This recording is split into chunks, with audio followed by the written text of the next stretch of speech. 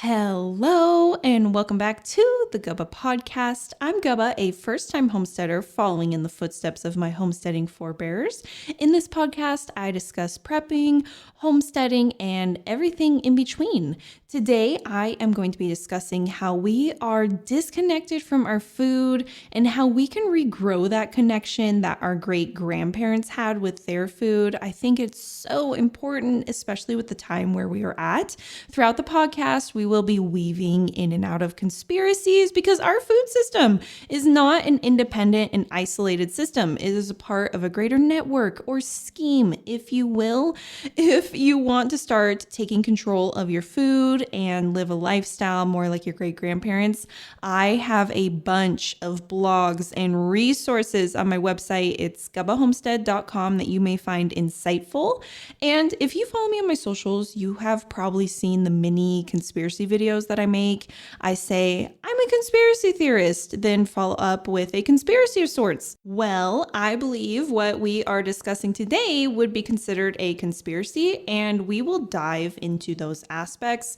But on the scale of hard to swallow conspiracies, this one is pretty mild. If you want me to dive further into other conspiracies, let me know and I will. I've seen the comments on those videos. Some conspiracies are really upsetting for some people. A lot of people agree. A lot of people get really mad. You can let me know where you fall, and I'm happy to go into those because I think they are enlightening. We can call today the Great Food Conspiracy. What is a conspiracy? The term was actually coined by the CIA to divert truth from bubbling to the surface, in a sense.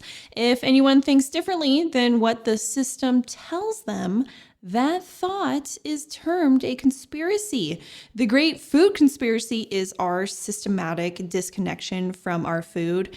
You may think that it is not a big deal, but it is. Our disconnection from food then leads to being a sick and blind population, which then leads to money in the pockets of the system. And whenever I say the system, I am referring to a collective of governments, corporations, greedy people, and the families who run the world, all of it. That is the system, and the system dictates our lives from when we are born. And I would like to remind you of a famous quote: "He who controls the food controls the people." So how did the system disconnect us from our food? If you look back to our great-grandparents, so about 100 years ago, we didn't have convenience stores. We had gardens and community-supported agriculture. In reality, there may have been better systems in place, but that technology has been wiped out. You can research Tartaria and the World Fairs and all the mysterious city fires in every major city here in America around the time our great and great-great-grandparents were around and see what you stumble upon. Seriously, looking into those city fires and seeing why. Why did these fires start? There's one in Michigan, and it's like, oh, a cow knocked over a pail, and then it knocked over the candle, and then burned down the whole entire city. And I remember going through history when I was younger, going through the school system and learning about these fires and how the White House mysteriously burned down once and they had to rebuild it. What was up with all of these fires? I'm just going to leave that out there for you, but I do believe it is thought-provoking to ruminate on these ideas and really go down a path of actual history. Who wrote the history that we have now? Anyways, let's get back to our food conspiracy for today. All conspiracies, or if you will, truths, intertwined together. But right now we are told our great-grandparents homesteaded and settled the land. I do have oral history from my grandma discussing growing up on the homestead, so I know that did happen. I'm just at this point where we have been lied to so much, but also the truth is out there. And that's one of my favorite quotes. It's from the X-Files. The truth is out there, right? It really is.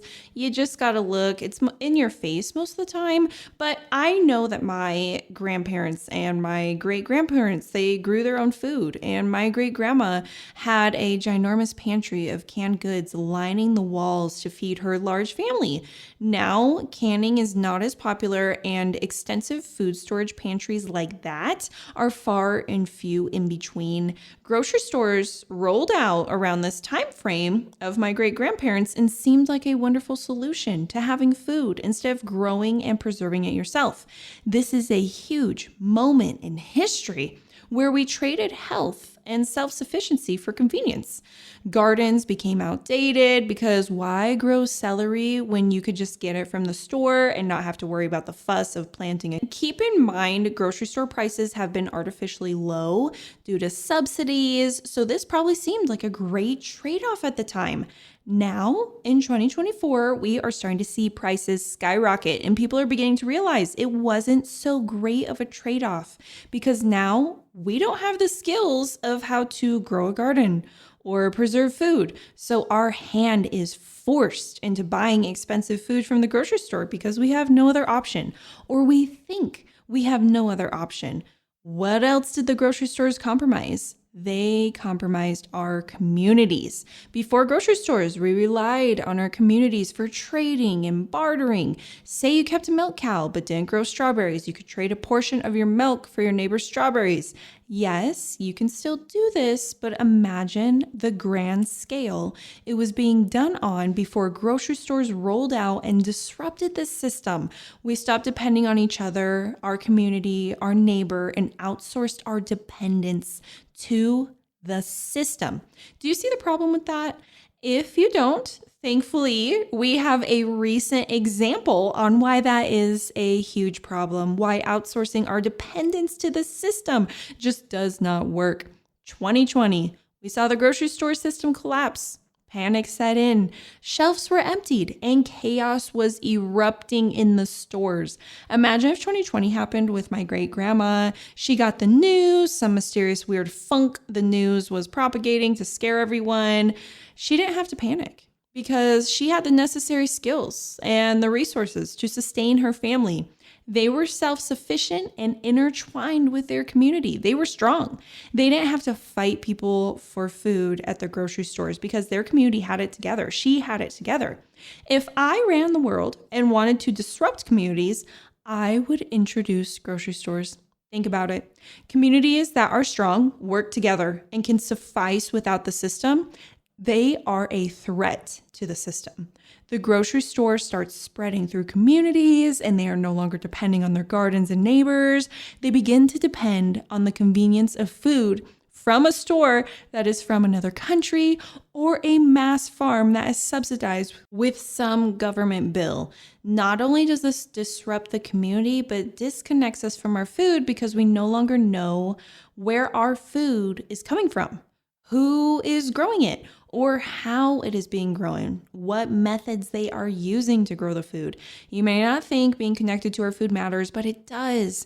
For example, if you saw a sick animal right now in front of you and it was diseased, it had cancers, ulcers, foaming at the mouth, it was lame, it couldn't walk, and it had pus and open sores, would you want to eat that meat? If that animal is sick and diseased, what do you think its products would do to you? Its milk, its meat, its cheese. If a tomato was sprayed with toxic cancer-causing pesticide in front of you, where the pesticide is poisonous and the people who apply it have to wear hazmat suits, would you want to eat that tomato? I don't think that you would want to eat either of those, and I wouldn't either. But because we are so disconnected from our food, we have no idea the state our food is being grown in or raised in. It's like the quote, ignorance is bliss. We are blissfully ignorant to the fact the food at the store is making us sick. It is coming from sick animals. It's coming from sprayed fields. We go to the grocery store, shop what is presented to us on the shelves, take it home, and cook it up without a second thought. Unfortunately, we are born into this type of system, so a majority of people don't understand what they are actually buying into, what they are supporting, what they are giving their money to, and what they are subsequently doing to themselves and their families. If you take a step back and evaluate the food system for what it is right now, today, like you are doing by listening to this podcast, you can hopefully see how how problematic it is that we aren't questioning grocery stores and what they're doing to us and our communities. Along with the rollout of grocery stores and now being able to buy produce and meat there, we now have unlimited access to processed foods. If I ran the world and wanted a sick and docile people, I would supply them with bioengineered food products and convince them that they are safe and effective. I mean, just safe. When people are presented with food options at the store, they will assume that they are safe. These food options in front of them are safe. These weird dyed foods, this weird colored drink, they are safe simply because they are at the store. And there is no possible way they could be on the shelves if they weren't safe. The FDA would not allow it. If you think like this, you need to stop. That isn't true. We have been conditioned into that mode of thinking. But it is time to deprogram and realize the dino nuggets that are staring at you from the freezer aisle are going to make you and your children sick. Not only will they make you all sick, but they will take away your freedom because you sacrifice your time and your skills in order to consume it and prepare it for your family. Time, because instead of preparing food at home, you opted for convenience of going to the store and rummaging through the aisles to ultimately settle on a processed food.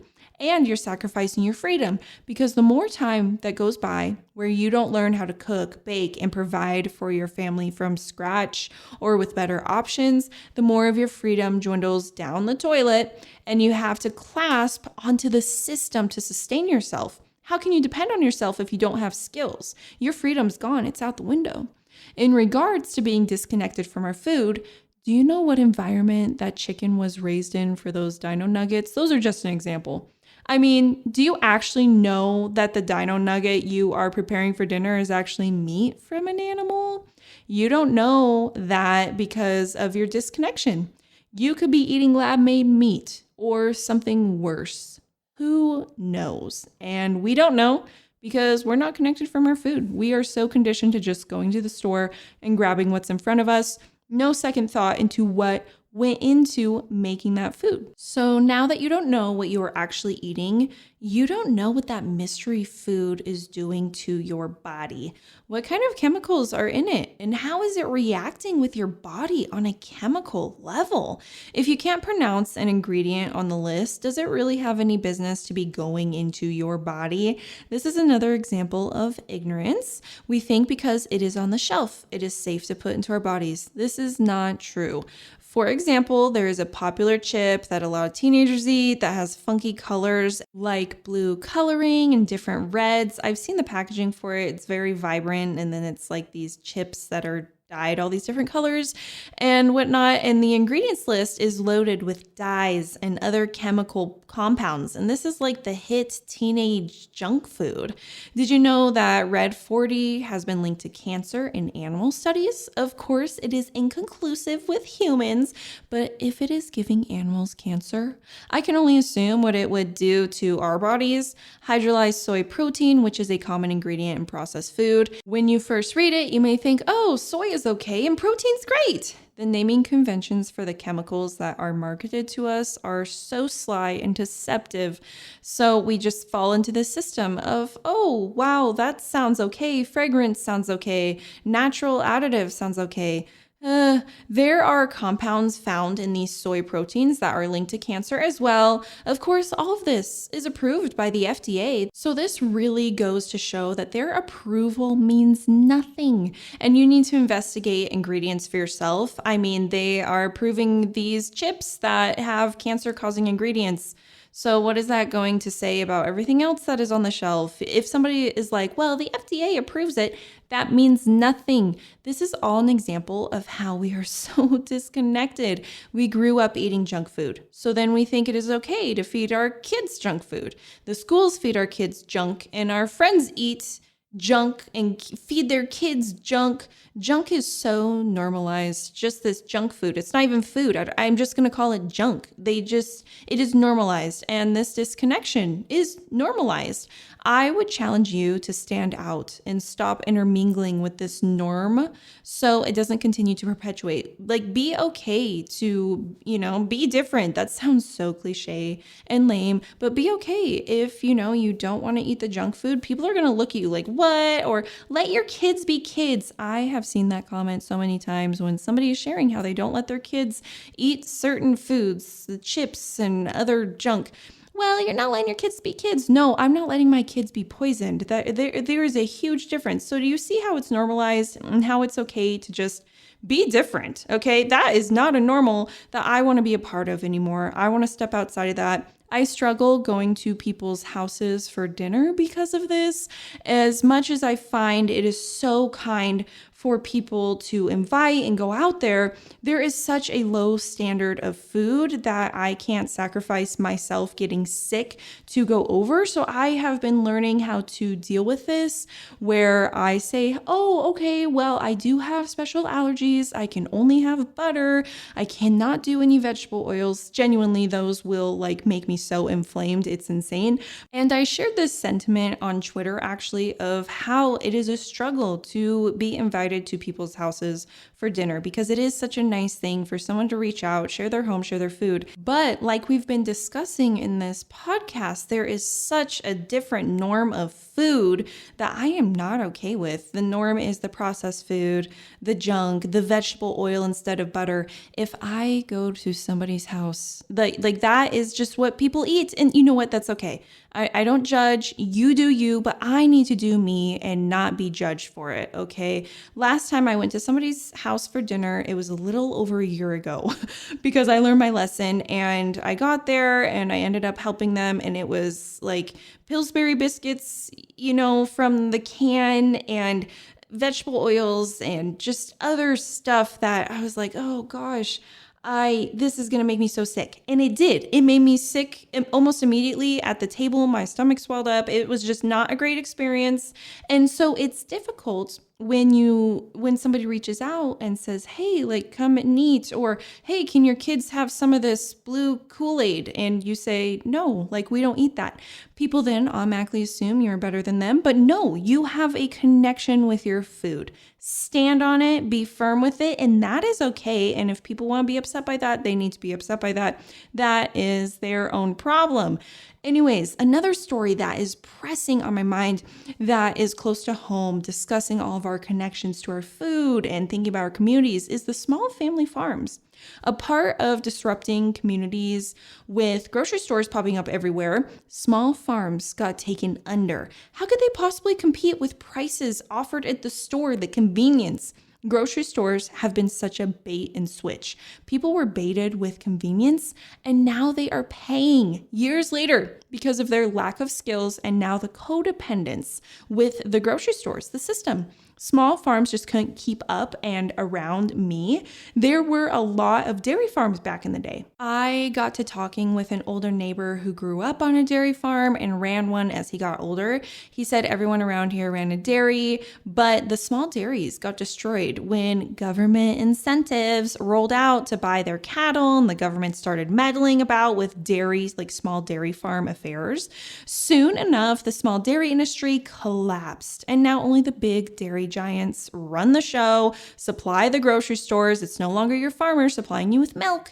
I found that intriguing as I was talking to him about this, because I wondered, does he know it was all part of an elaborate plan to disconnect the people from their food and disrupt communities? I think he did, because he is intelligent and he saw it for what it was. So it does give me hope that, people see this. The meddling in small farm affairs like that devastated this area. And I would imagine other small farm areas. It literally just took out families who had done this for generations. Then all of a sudden the whole system's disrupted because of the system. Stories like this make you realize that we really don't have a free market, and it truly is controlled at a level that we can't do anything to stop it. But hey, Bill Gates is buying land to grow food and save us all, right? Now that our communities are disrupted and we have been disconnected from our food, what do? We take the time to start investing into our communities and ultimately ourselves. Source local, friends. Look up farms near you to see what they offer. Maybe they sell meat, eggs, milk, or fresh bread. Maybe they sell produce during the summer and you can learn how to can and preserve food during harvest. Learn how to grow your garden. If you are thinking that none of these ways are feasible for you to reconnect with your food or community, I would suggest looking into As Your Standard. If you shop at Costco, I would suggest ditching Costco for their bulk items and start shopping at As Your. As Your Standard is like an online Costco, but you can get individual items as well. You don't need a membership to shop there, and a majority of their products are high quality, non-GMO, and they will share what farms their food comes from, which I think is really cool. I suggest shopping here because how Azir works is once a month, they will do a drop off in your community of everyone's items. So it's somebody's driveway, it's at a park, a big semi comes, drops everything off, and everybody is there waiting.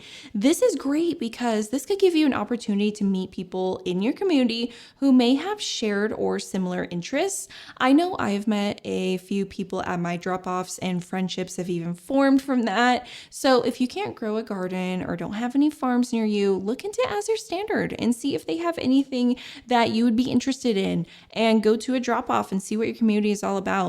At the different drop-offs I have been to, I have always experienced kind people who are open to talking. One person I got in contact with because we began discussing chicken feed, and a year later we still reach out to see what the other is using for feed and if they found any better options. It could be something you really enjoy. But I hope that you have found this podcast thought-provoking. I think about our food system all of the time and try to spread the message of supporting local as much as I can because I truly believe there is power in that. And also the message of hoping for people to see that we are so disconnected from our food, but we can reconnect with it. Not only is there power in that, but learning those skills our great grandparents had is incredibly fruitful. They have been lost for a reason, systematically. It is time to take back what they knew and not step away from it for convenience. It is time to teach our children these valuable skills. So hopefully these skills continue to blossom and provide for future generations. I appreciate you for tuning in, and I hope that you have a good, amazing, preserving, fruitful, awesome, food reconnecting day. Bye.